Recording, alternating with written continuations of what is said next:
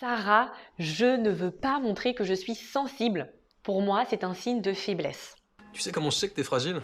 Non. T'as pleuré à la fin de This Is It. Ouais, mais moi, au moins, Michael Jackson, il est vraiment mort. Toi, t'as pleuré à la fin de King Kong alors que c'est un singe en 3D qui se fait fumer.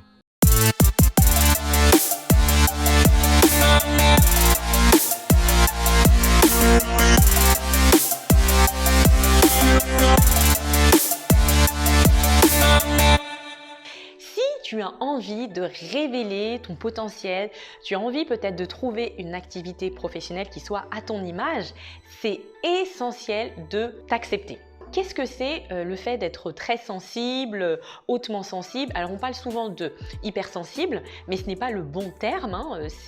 Hypersensible, c'est plutôt pour les personnes qui ont tendance à avoir des réactions allergiques. Et le terme approprié, eh bien c'est ultra sensible, sensibilité élevée. C'est d'ailleurs un docteur que j'ai interviewé, Saverio Tomasella, qui est spécialiste pour les personnes qui sont ultra sensibles, qui m'a appris cela.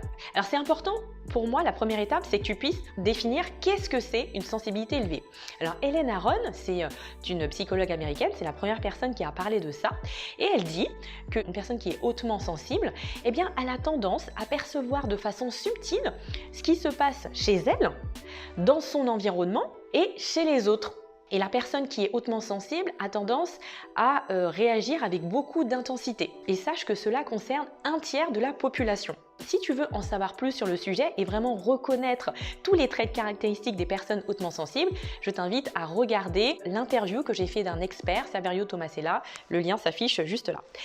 Alors déjà, pour quelles raisons tu ne veux pas accepter ta sensibilité? Alors peut-être que c'est par rapport à ton environnement familial. Peut-être que chez toi, c'était très mal vu d'exprimer sa vulnérabilité et tu avais tendance à réprimer tout ce que tu ressentais pour pas être vu comme une personne faible.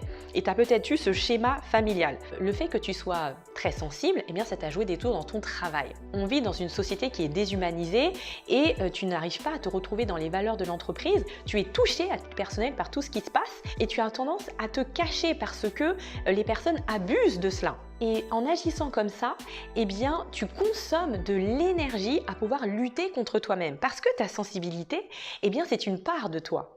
Mais comme tu es dans un environnement qui n'est pas porteur, eh bien, tout ça te tire vers le bas. Comment sortir de cela pour que tu puisses agir autrement avec ta sensibilité? Et sache que je te comprends parce que je suis passée par toutes ces phases. Eh bien, la première étape, c'est de s'accepter. Si tu aspires à peut-être changer de carrière, tu as envie de te réinventer, la première étape, eh bien, c'est de se dire « je suis comme ça et je m'accepte ». Mais comment en fait s'accepter? Eh bien, ça va passer par des actions concrètes. Oser montrer aux autres que tu es sensible. Si tu as envie d'exprimer une émotion, eh bien, de le dire ouvertement sans te réprimer. Si parfois tes larmes ont envie de couler, eh bien, tu n'as pas besoin de te cacher. Tu vas me dire « non mais Sarah, c'est pas possible. Comment je vais faire ça si j'agis de cette manière? Eh bien, je vais peut-être quitter mon emploi. » Alors, c'est ça le sujet, c'est que si finalement tu te dis que dans le travail que tu exerces actuellement, ton côté sensible n'est pas accepté, est-ce que c'est plutôt à toi de t'adapter ou l'inverse?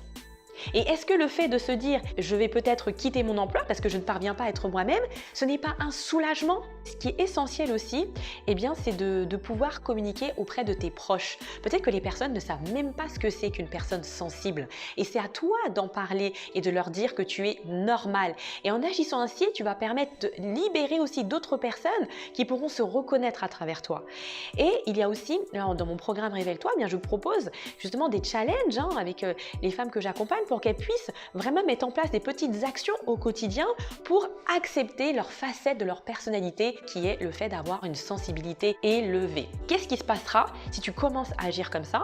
Alors premièrement, tu vas te dire « non mais Sarah, mais c'est dur, mais comment je vais faire ?» Oui, c'est difficile. Il y a une chose que j'aimerais te partager, c'est que les choses souvent qui sont bonnes pour nous dans la vie, qui vont contribuer à nos transformations, sont difficiles.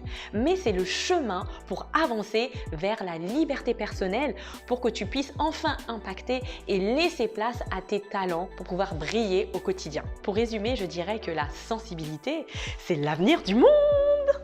C'est cela, oui, oui, oui. Si tu as envie de passer à l'action et d'être aidé pour révéler ton potentiel et enfin trouver une activité où tu seras aligné, que ce soit en tant que salarié ou entrepreneur, eh bien je serai ravie de pouvoir t'aider. Pour cela, inscris-toi à ma formation offerte et on aura peut-être l'occasion d'échanger ensemble. À très bientôt!